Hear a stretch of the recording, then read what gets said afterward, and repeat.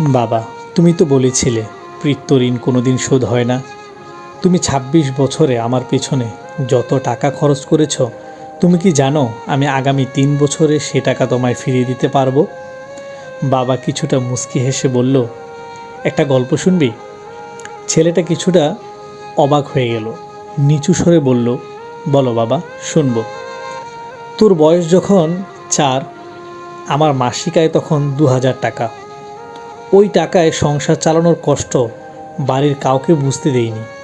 আমি আমার সাধ্যের মধ্যে সবসময় চেষ্টা করেছি তোর মাকে সুখী করতে।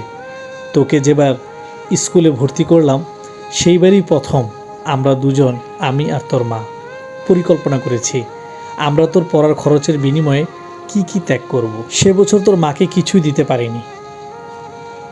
তুই যখন কলেজে উঠলি, আমাদের অবস্থা তখন মোটামুটি ভালো।